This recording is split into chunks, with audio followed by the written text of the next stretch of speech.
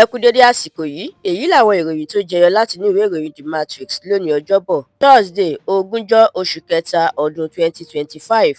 Ẹniọlá Sálíù lórúkọ mi. Àwọn ọ̀rọ̀ tó ń lọ àti bí wọ́n ṣe ń bu ẹnu àtẹ́ lu ìkéde ìlú òfararọ ní ìpínlẹ̀ Rivers. Ẹgbẹ́ òṣìṣẹ́ sọ̀rọ̀ wọ́n ní dùgbẹ̀dùgbẹ̀ tó ń mì lókè lọ̀rọ̀ yìí, tó bá já kò ní dá o, àfi kí ààrẹ yí ohùn padà. Ilé ìgbìmọ̀ aṣòfin àgbà ti sún ọjọ́ tí yóò jókòó lórí ọ̀rọ̀ ọ̀hún sí òní, ṣùgbọ́n kò sọ ohunkóhun.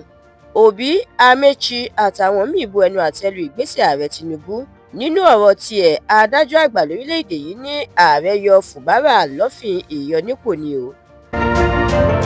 Ìgbésẹ̀ ìdúnàdúrà lágbọn epo rọ̀bì pẹ̀lú owó náírà ti forí ṣánpọ́n o. Ẹ múra sílẹ̀ fún àfikún owó bẹntiróòlù àti pé owó náírà yóò tún bẹ̀rẹ̀ sí ní rá nílẹ̀ láìpẹ́. Àjọ CPPE ló sọ bẹ́ẹ̀. Iṣẹ́ ti bẹ̀rẹ̀ padà ní ibùdó epo rọ̀bì Trans-Niger tó wà nílùú Bodo níjọba ìbílẹ̀ Kogana nípínlẹ̀ Rivers lẹ́yìn ìṣẹ̀lẹ̀ ìbúgbàmù tó mú gbaná. Látàrí ìṣẹ̀lẹ̀ ìbúgbàmù ọkọ̀ àjàgbé agbépo, Àtíkù kẹ́dùn ikú àwọn tó bá ìṣẹ̀lẹ̀ náà lọ. Àjọ Pan Niger Delta Forum (PANDEF) ti rawọ́ ẹ̀bẹ̀ síjọba àpapọ̀ orílẹ̀-èdè yìí láti fi àwọn nǹkan ìrànwọ́ ṣọwọ́ sí wọn ní agbègbè Okuama níbi tí àwọn ọmọ ológun ṣe ìkọlù sí, léyìí tó mú kí nǹkan bàjẹ́ pátápátá níbẹ̀ láti oṣù kẹta ọdún tó kọjá. Àìbalẹ̀ ọkàn nílùú Àkúrẹ́ pẹ̀lú bí àwọn olùgbé ibẹ̀ ṣe ìwọ́de tako bí àwọn Fúlàní darandaran ṣe ń gbẹ̀mí wọn.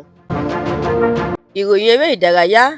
Lookman àti Trust Ekong ti ní orílẹ̀-èdè Nàìjíríà máa jáwé olúborí nínú ìfẹsẹ̀wọnsẹ̀ rẹ̀ pẹ̀lú orílẹ̀-èdè Rwanda nínú ìdíje World Cup qualifier. Ẹ̀kúnrẹ́rẹ́ àwọn ìròyìn yìí àtàwọn ìròyìn míì lẹ́ ò láǹfààní láti jẹ̀gbádùn tẹ́ ẹ bá darapọ̀ tí ẹ sì tẹ̀lé The Matrix lórí Facebook, Instagram, TikTok, YouTube àti X. Àdúrà mọ́mi Balógun ló ṣe ògbùfọ̀ ìròyìn yìí. Ẹniọlá Sálíù lórúkọ mi.